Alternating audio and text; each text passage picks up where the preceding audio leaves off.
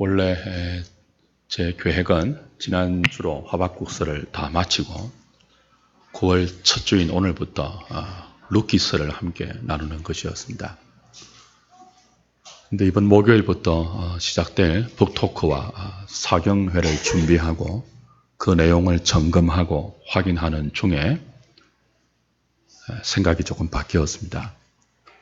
하박국서의 내용을 다시 한번 여러분과 정리하고 요약하는 것이 이번 집회에 여러분이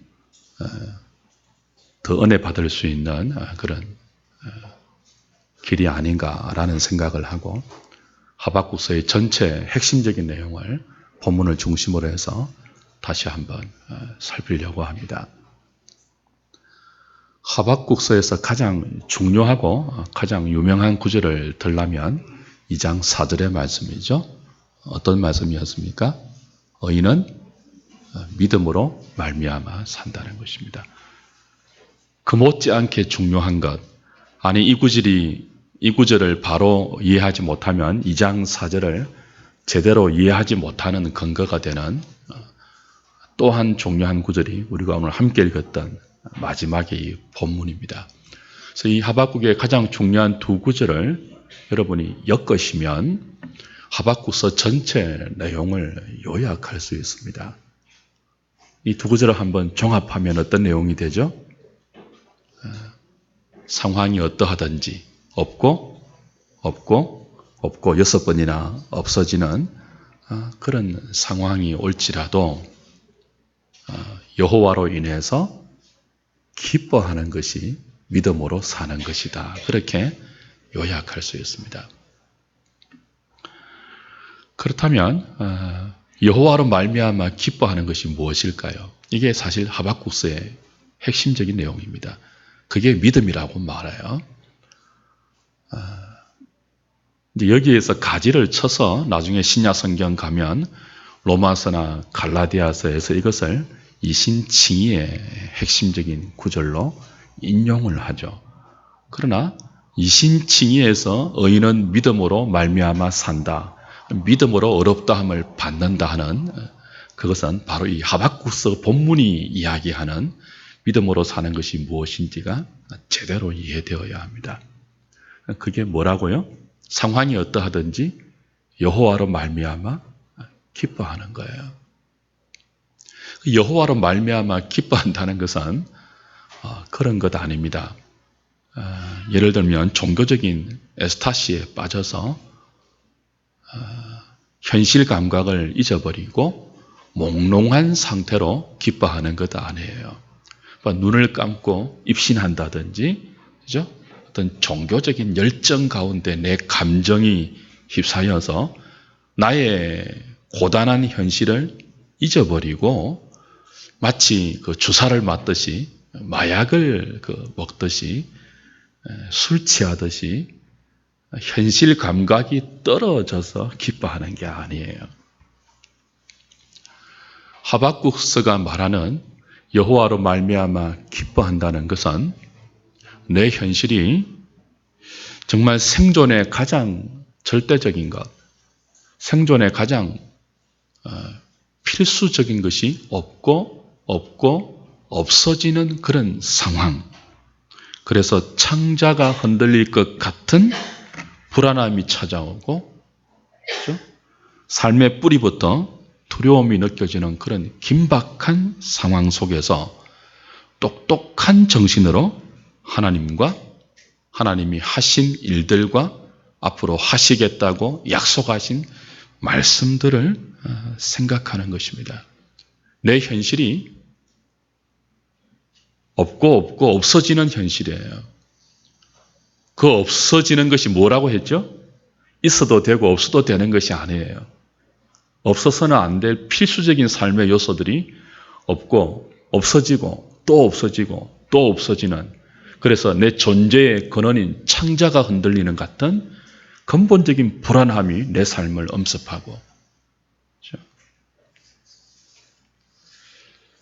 뼈에 썩이는 것 같은 고통이 찾아오고 두려움이 찾아와서 어찌할 수 없는 그런 현실을 잊어버리는 것이 아닙니다.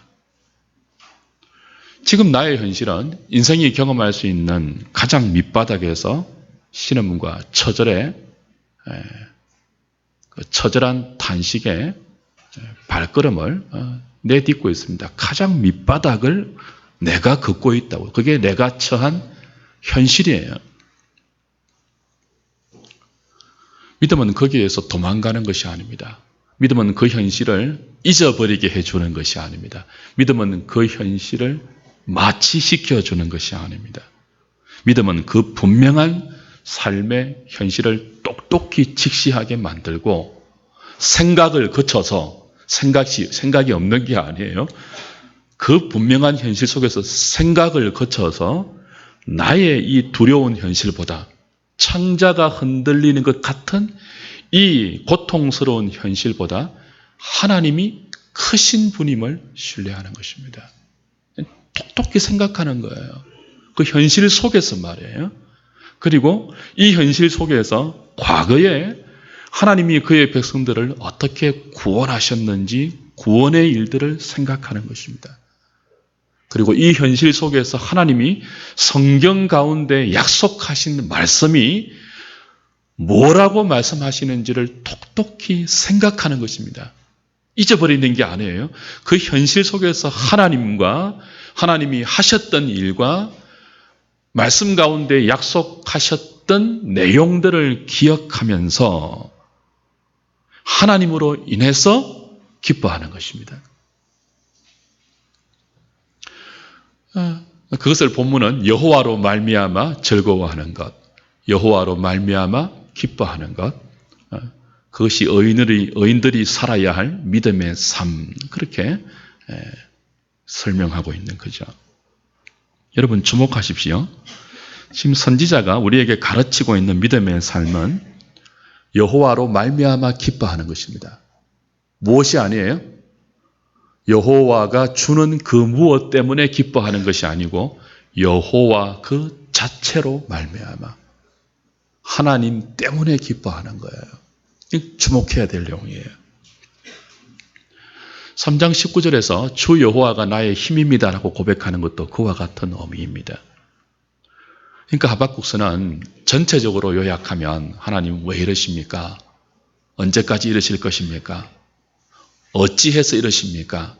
라고 하나님께 대들고 항의할 수밖에 없는 답답한 현실을 사는 저와 여러분들을 불러서 그 현실 속에서도 하나님의 하나님 되심과 하나님이 약속하신 말씀들을 붙들고 기억하면서 하나님 때문에 기뻐하고 하나님으로 인해서 즐거워하는 삶을 가르치고 있는 거예요. 주 안에서 사랑하는 여러분, 사실 이것이야말로 하나님으로 즐거워하는 것, 하나님 때문에 기뻐하는 것, 이것이야말로 믿음의 핵심입니다. 신앙의 핵심입니다. 오늘 제가 예배 초반에 여러분에게 읽어드렸던 초청의 말씀, 이사야 43장 7절의 말씀이죠. 내 이름으로 불려지는 모든 자, 곧 내가 내 영광을 위하여 창조한 자를 오게 하라. 내가 그를 지었고 그를 내가 만들었나니라. 그러니까 하나님 말씀에 의하면 우리 인간은 하나님의 영광을 위해서 지어진 존재예요. 우리가 어떤 존재라고요? 하나님의 영광을 위해서 지어진 존재예요. 그런데 하나님의 영광을 위한다는 것이 무슨 뜻이겠습니까? 아마 이번 사경회 때 그리고 북토크 때 핵심적으로 다루어질 것이 바로 이런 내용들일 것입니다. 그걸 이제 하박국서가 가르쳐주고 있는 거죠. 여러분, 우리가 하나님께 영광을 돌린다고 할 때 어떤 그림을 떠올리십니까? 여러분은 하나님의 영광을 위해서 지원받은 존재입니다. 여러분은 평생을 살아가시면서 하나님께 영광을 돌리기 위해서 사셔야 돼요. 그런데 우리가 하나님께 영광을 돌린다는 것이 무엇입니까? 어떤 분들은 이런 그림을 떠올리죠. 시상식을 할 때 연예인이나 운동선수들이 어떤 상을 받을 때 종종 믿는 분들이 시상식 때 이렇게 하죠. 이 모든 영광을 하나님께 돌립니다. 그렇게 하는 것이 우리가 하나님께 영광을 돌리는 것일까요? 그럴 수도 있을 것입니다.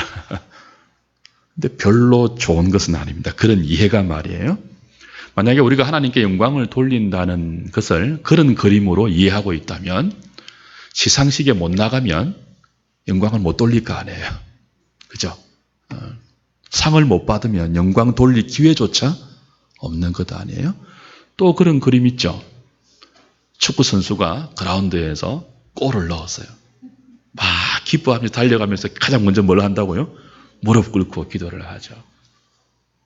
그게 만약 우리가 하나님께 영광을 돌리는 어떤 그 내용이라면 골을 못 넣으면 영광을 못 돌리겠죠.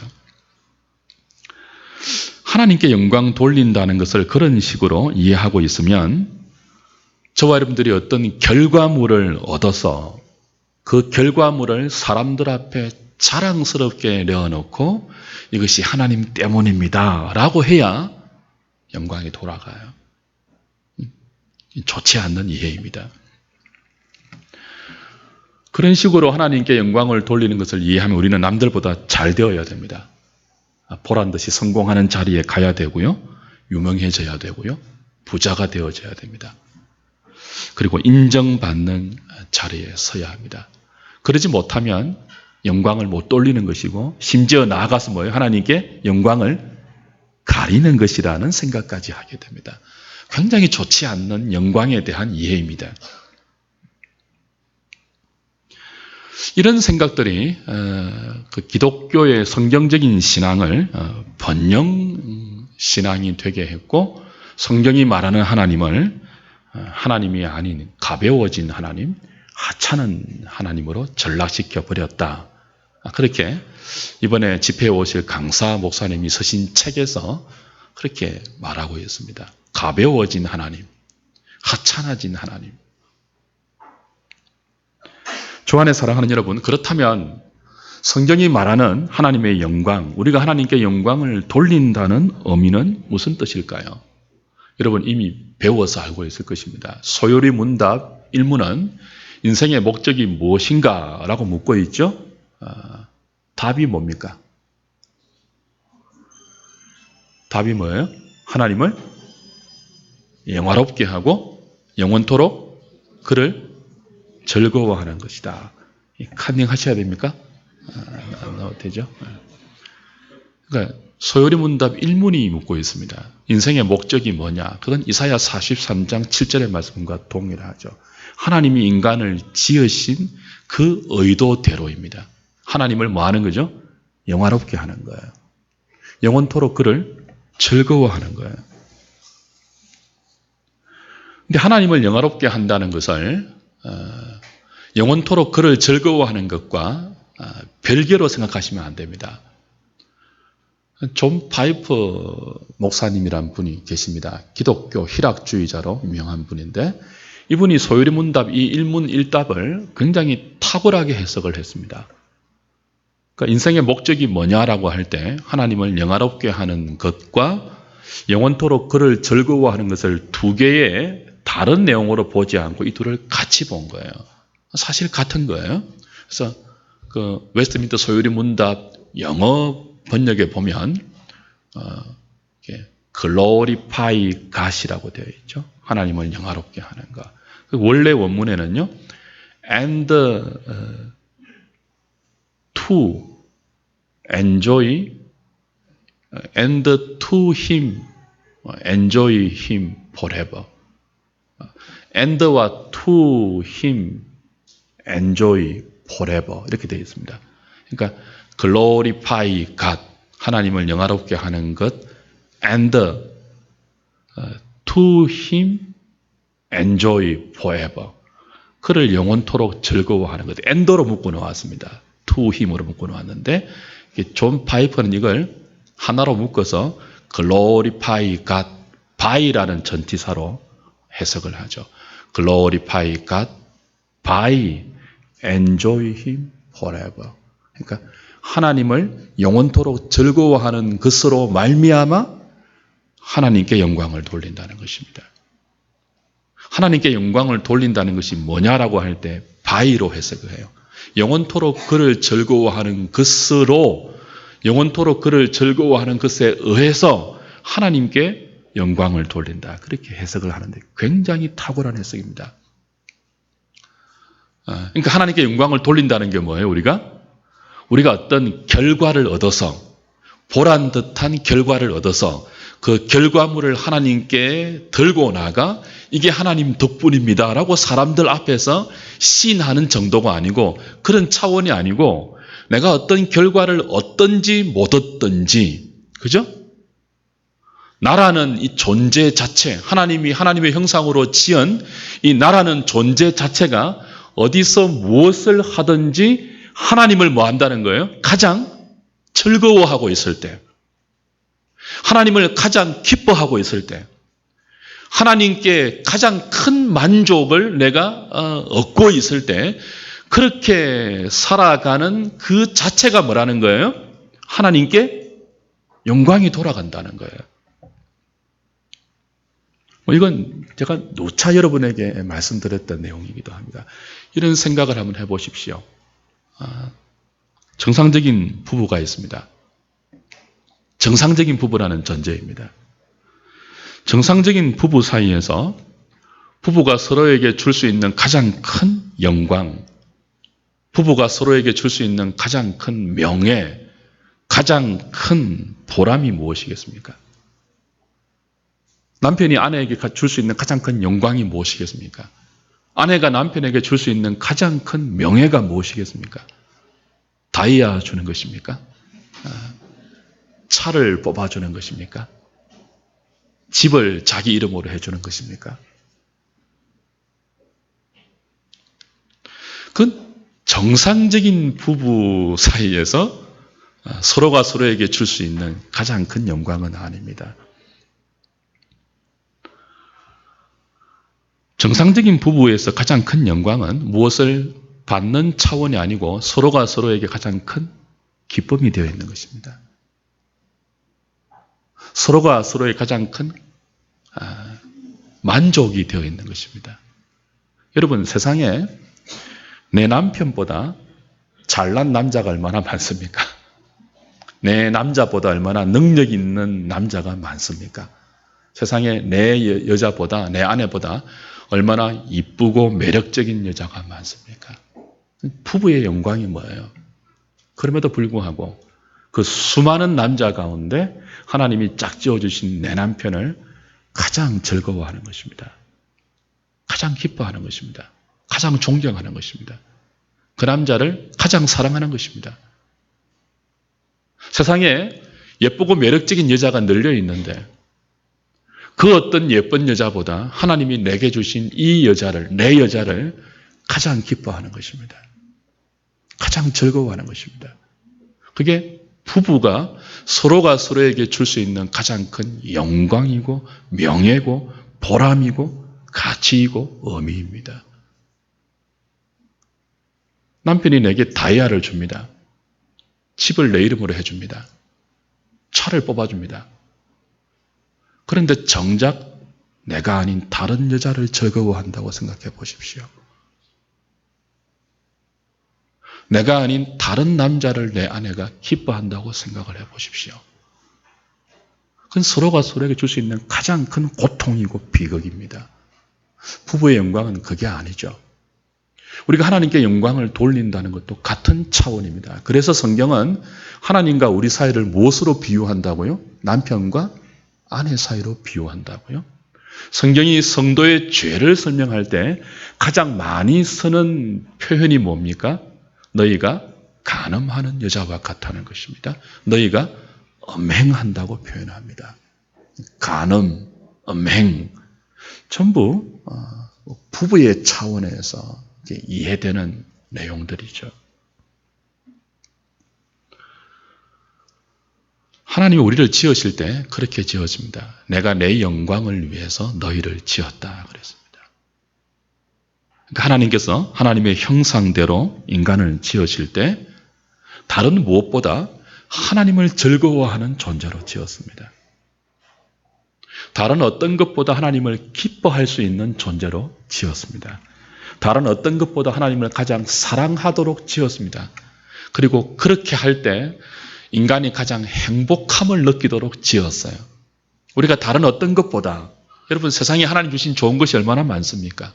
세상에 하나님이 우리에게 허락하신 기뻐할 만한 것들, 즐거워할 만한 것들, 누릴 것들, 엔조이할 만한 것들 얼마나 많아요. 근데 우리가 하나님의 형상으로 지어졌다. 하나님의 당신의 형상 우리를 지었다라고 할 때는요, 그 많은 즐거움의 대상들, 기쁨의 대상들, 내용들, 그것들보다 하나님을 가장 즐거워하고 하나님을 가장 기뻐하고 하나님을 가장 엔조이할 수 있도록 지었다는 뜻입니다. 그리고 그렇게 할 때 인간이 가장 행복감을 느끼고 가장 만족과 보람과 삶의 존재 의미와 가치를 느끼도록 지었다는 거예요. 하나님은 하나님의 형상으로 지으신 인간을 에덴 동산에 두시고 인간이 그렇게 하나님을 즐거워하면서 사는 것을 보면서 심히 좋다고 하셨습니다. 심히 좋다는 말은 단순히 겉으로 드러나는 심미적인 외관적인 그 아름다움을 뜻하는 게 아니에요. 하나님의 의도대로 내가 내 영광을 위해서 지은 이 인생, 다른 어떤 것보다 나를 즐거워하고 나를 기뻐하고 나를 사랑하면서 사는 하나님의 형상으로 지어진 인생을 보니까 하나님도 그렇게 그게 만족스럽고 좋다는 것입니다. 그 정도가 아니죠. 더 기뻐할 수 있도록, 하나님을 더 즐거워할 수 있도록 하나님은요, 어느 정도 기뻐하고 어느 정도 즐거워하고 어느 정도 사랑하면 그 기쁨과 즐거움과 사랑이 이렇게 제한되는, 목까지 꽉 차서 더 이상 사랑할 수 없는, 더 이상 기뻐할 수 없는 그런 분이 아니에요. 하나님 광대하신 분이에요. 무궁하신 분이에요. 영원하신 분이에요. 아무리 사랑하고 아무리 즐거워하고 아무리 엔조이하고 아무리 기뻐해도 그 기쁨과 즐거움과 사랑과 만족의 샘이 마르지 아니하는 영원하고 광대하고 무궁하고 또 뭐라고 해야 되죠? 그런 분이에요.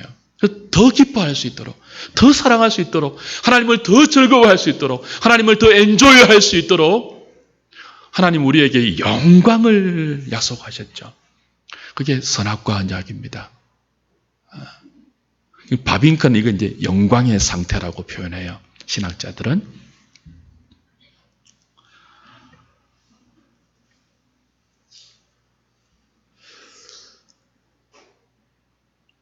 에베소서 우리가 강의할 때 1장에서 확인한 것이 있죠. 하나님 만세전에 우리를 그리스도 안에서 택하셨습니다. 그리고 사랑 안에서 거룩하고 흠이 없도록 하셨습니다. 우리를 그리스도 안에서 택해서 뭐하게 하셨다고요? 그 사랑 앞에서 거룩하고 흠이 없도록 하셨다고요. 거룩하고 흠이 없다는 말은 사랑 안에서 혹은 사랑 앞에서입니다. 자, 하나님을 기뻐하고 하나님을 즐거워하고 하나님을 사랑하는 것은요, 거룩하고 흠이 없는 정도까지 하나님이 허락하신 거예요. 내다보신 거예요. 그러니까 조금의 그 사랑에 티나 점이나 흠도 없이 완전하게 하나님을 기뻐하고 즐거워할 수 있도록 하나님 우리를 지으셨고 그 자리로 가기를 원하셨습니다. 그래서 생명나무를 주신 거예요. 그 영광의 상태를 바라보고 하나님은 인간을 하나님의 형상으로 지으신 거예요. 하나님을 가장 즐거워할 수 있도록. 마치 삼위 하나님이 서로가 서로를 즐거워하듯이 그렇게 우리가 하나님을 즐거워하고 기뻐하고 사랑할 수 있도록 하나님 우리를 만들으셨다는 거예요. 근데 우리가 아는 것이 무엇입니까? 우리가 그 자리로 갔습니까? 안 갔습니까? 안 갔죠. 그게 이제 창세기 3장의 타락 사건입니다.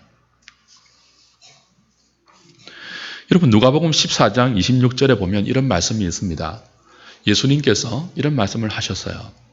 누구든지 내게 오는 자가 자기 형제나 부모, 심지어 뭐예요? 자기 목숨까지 미워하지 아니하면 합당치 않다 그랬습니다. 내 제자가 되려면 자기 형제를 미워해야 한다고 했습니다. 자기 부모를 미워해야 한다고 했습니다. 자기 목숨까지 미워하고 내게 와야 한다고 했습니다. 이 무슨 뜻입니까?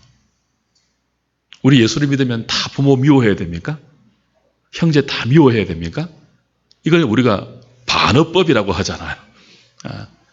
그러니까 형제를 미워하고 부모를 미워한다고 표현해야 할 정도로 하나님은 뭐예요? 가장 사랑해야 할 대상이라는 거예요. 세상에 있는 그 어떤 것, 육신적으로 혈통적으로 따지면 부모나 형제 그리고 자기보다 더 즐거워하고 기뻐하고 사랑할 대상이 없잖아요. 근데 하나님에 비하면 뭐예요? 그것을 미워한다고 라고 밖에는 표현이 안 되는 분이 하나님이에요.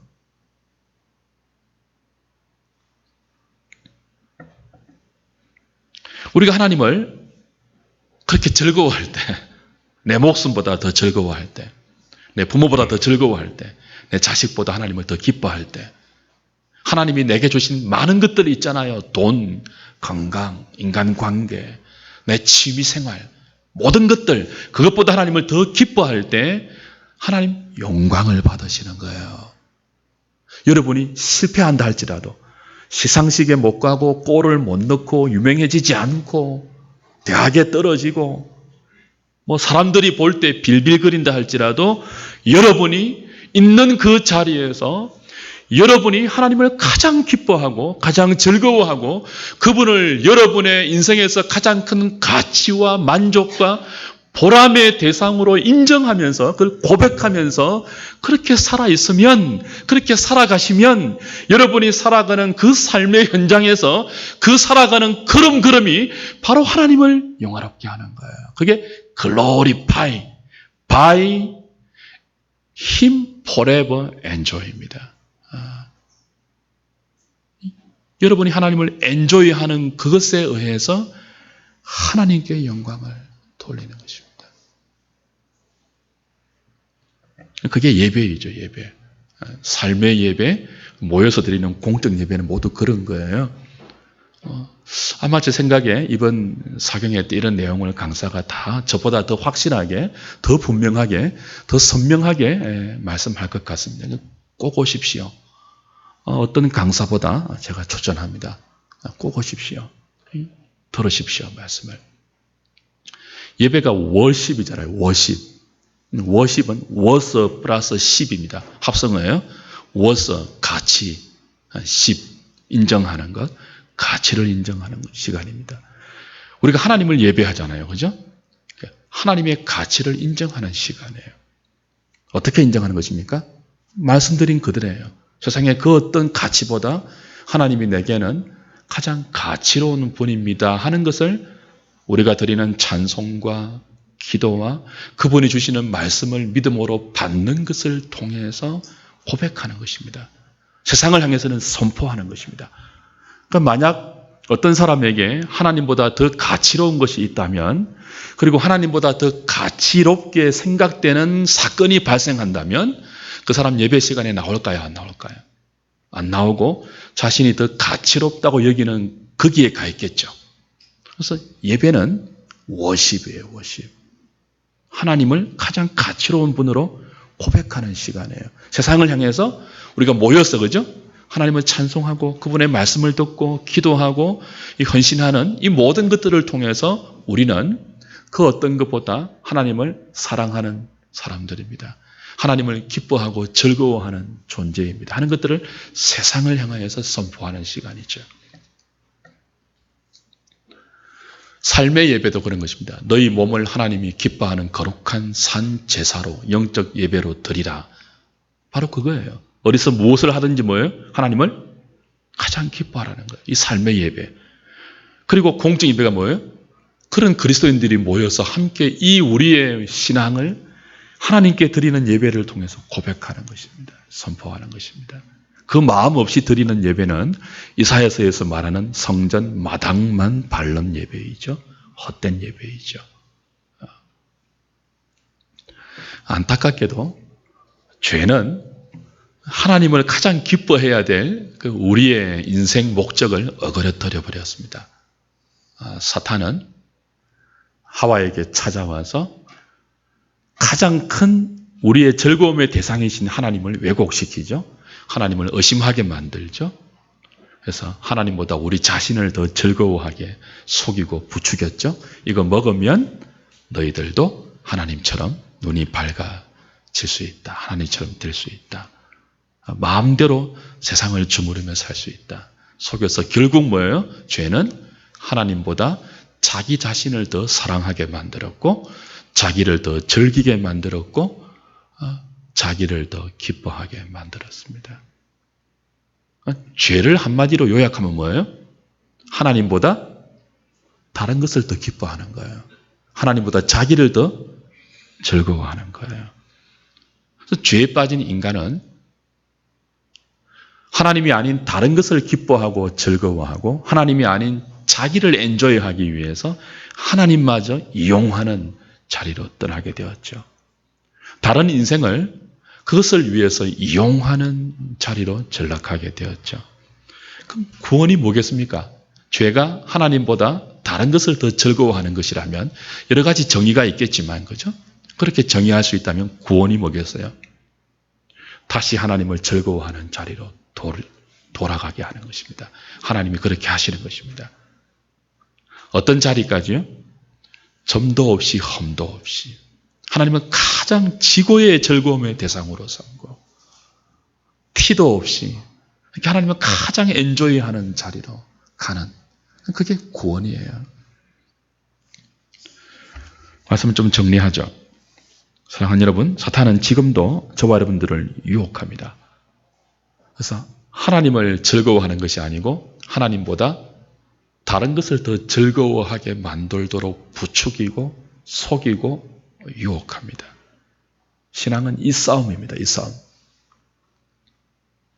하나님을 즐거워할 것인가? 아니면 다른 것을 즐거워할 것인가? 하나님이 아닌 다른 것을 얻기 위해서 하나님마저 이용할 것인가? 그렇게 되면 종교가 되어버리죠. 그게 종교입니다. 신앙이 아니고. 이 싸움이에요, 여러분.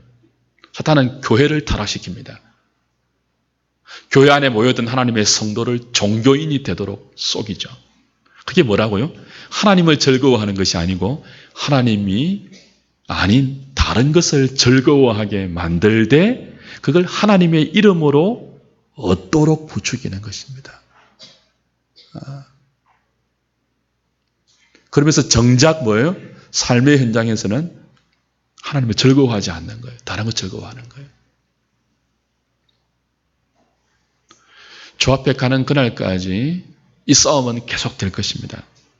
하나님은 저와 여러분들에게 지금도 하나님보다 더 기쁨의 대상이 되고 있는 것, 하나님보다 나를 더 즐겁게 하는 많은 것보다 내가 훨씬 즐거워할 만한 대상이다.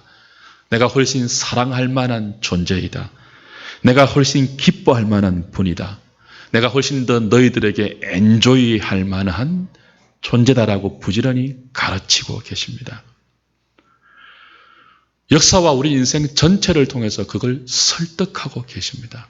강제적으로 하지 않아요. 사랑은 자존심이거든요. 그걸 강제적으로 하지 않습니다. 설득하십니다. 지금 저와 여러분들이 기뻐하고 있는 것도 있잖아요. 하나님보다 더 즐거워하고 있는 것도 있잖아요. 그렇죠? 그것보다 내가 더 즐길 만한 대상이라고 가르치고 계십니다. 뭘 통해서요? 교회를 통해서. 또 한편으로는요, 여러분이 겪고 있는 다양한 고난을 통해서, 이 두 가지를 통해서 가르쳐요. 그래서 여러분이 교회 안에 이렇게 교회로 오셔서 예배를 드리시고 진리의 말씀을 들을 때마다 확인해야 되는 것은 결국 어디로 가야 되는 거예요? 우리가 하나님을 즐거워하는 자리로 가야 하는 거예요. 무엇이 아니고 하나님을 사용해서 하나님이 아닌 다른 것을 얻어내는 자리로 가는 것이 아니고, 이게 안 되면요, 우리의 삶에 고난이 찾아온다고요. 그래서 고난이 어떤 의미에서는 복이죠. 하나님보다 더 즐거워하고 사랑하는 것들을 고난을 겪으면서 이게 아니구나 하는 것들을 배우죠. 하나님을 더 사랑하는 자리로 가죠. 그게 하박국사 아닙니까? 없고 없어지고 없고 또 없어도 뭐예요? 난 여호와로 인하여 기뻐하고 구원의 하나님으로 인해서 즐거워하리로다. 왜 이러십니까? 하는 인생에서 하나님을 즐거워하는 자리로 하나님은 믿음을 통해서 우리 인생을 부르시고 믿음이라는 내용과 이름으로 우리를 그 자리로 만들어 가신다고요. 근데 이게 하루아침에 안 됩니다. 우리의 전 생애가 걸리고 인류의 역사 전체를 시간이라는 것으로 사용하시면서 만들어 가시죠. 저와 여러분이 그렇지 않습니까?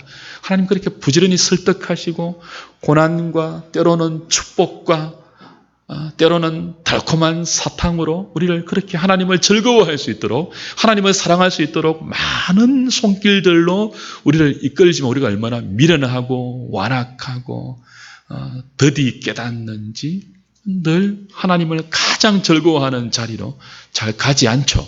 설령 깨닫고 인정하고 안다 할지라도 우리의 머리와 생각과 우리의 몸이 하나가 되어서 하나님을 정말 기뻐하는 자리로 가는 것이 쉽습니까? 쉽지 않습니까? 어때요? 쉽지 않죠. 오늘 그렇게 하나님을 사랑하다가요, 내일 되면 또 다른 즐거움이 생기잖아요. 안 그래요? 여러분 안 그렇다면 지금 죽으셔야 됩니다. 하나님 불러가실 거예요. 너 이제 그만 살아도 돼. 우리가 아직 살아있다는 것은요, 어떤 의미에서 할 일이 남아있어가 아니고 뭐라고 했죠? 이걸 배우는 시간이에요. 하나님이 일꾼이 없어서 우리를 통해서 일시키는 것 아니에요. 이걸 더 우리는 배워야 돼요. 머리도 아는데도 뭐예요? 하나님보다 다른 것을 본능적으로 더 사랑하잖아요. 더 기뻐하고 즐거워하잖아요. 그래서 우리는 허락되는 많은 인생의 길이 동안에 우리가 붙들고 애착을 가지고 이것 없으면 못 살겠다라고 생각되는 많은 소중한 것들, 그걸 끌어안고 사는데 그 인생이라는 전체 우리 개인의 역사를 통해서 그것 정말 그렇게 즐거워할 것 아니구나 하는 것들을 평생을 살아가면서 배운다고요. 온몸으로 배운다고요. 온몸으로. 그게 오늘 여러분이 살아가는 여러분의 오늘입니다. 그게 없고가 될 수도 있고 여러분을 격려하기 위해서 주시는 현실이 될 수도 있지만 본질은 하나예요. 오늘 내가 정말 사랑하고 붙들고 정말 목숨을 걸고 애지중지하는 그것보다 하나님이 훨씬 더 소중한 분이며 내가 그렇게 아끼는 그것이 그렇게 소중하지 않다는 것을 깨닫는 시간들입니다.